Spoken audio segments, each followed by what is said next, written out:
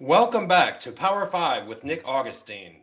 Today, I want to talk about something I've noticed recently, and it's affecting a lot of people in business.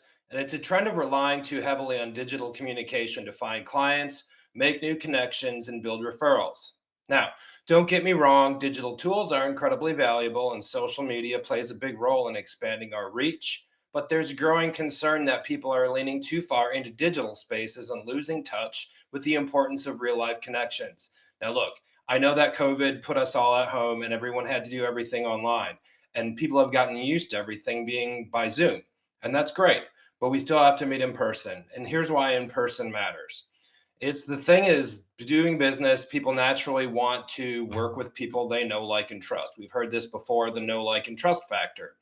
It's a principle that stood the test of time in business. That's all about chambers of commerce. When they say you get out what you put into it. It's that face to face building a rapport with someone, being able to just see them and talk to them and get to know who they are.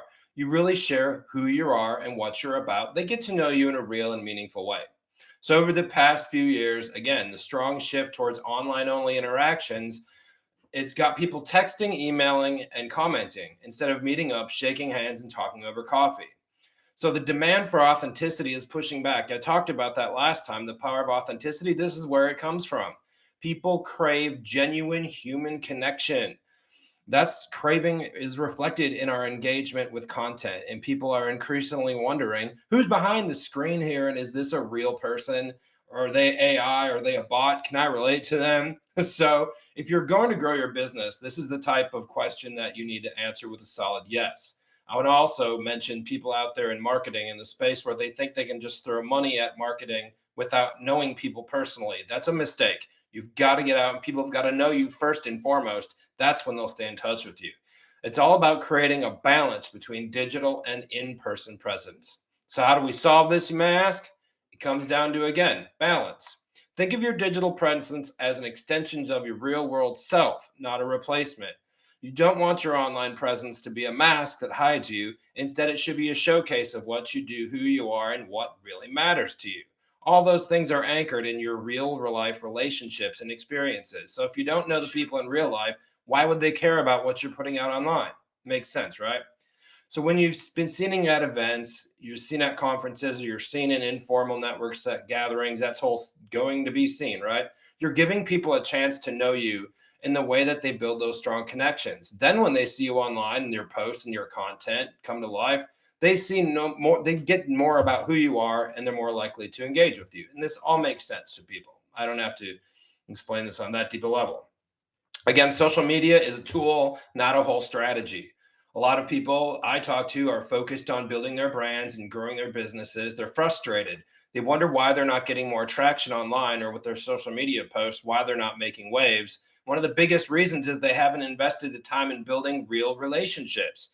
You can post incessantly without a foundation of people who know you, and they're not going to care. So your engagement's going to be shallow and limited. In other words, social proof. It comes from people who generally know you. So those likes and comments have more power when they're from people who know you and they know your value firsthand. So this is a kind of validation that can't be faked or bought. And it's exactly what builds credibility for our online presence. So going into 2025, let's make a change. My challenge to all of us is make a commitment in 2025 to get out there more. This is the time to bring some more old school networking back. Attend some high quality events that make sense in your industry. Show up where clients or referral sources are. It doesn't have to be a big formal event every time. It's any space where you're meeting people face to face, shaking hands and sharing ideas. That's a step forward. Consider joining or rejoining some networking groups, attending some business lunches, or finding ways to speak to groups. While you're out there giving yourself a chance to meet people who remember you, who's going to think about you when they need your expertise, and who's going to vouch for you when other people ask.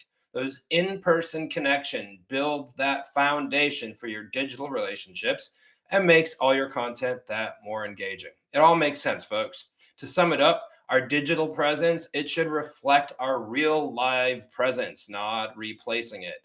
Building trust and fostering real connections in business is all about finding a balance. Social media can amplify who we are, but it's not a substitute for genuine relationships. So, as you plan for this coming year, remember The key to success is getting out there, meeting people, and showing up as your authentic self.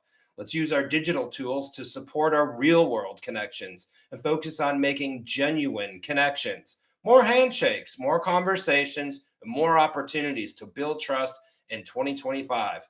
Thank you for tuning in to Power 5 with Nick Augustine. I'll see you out there.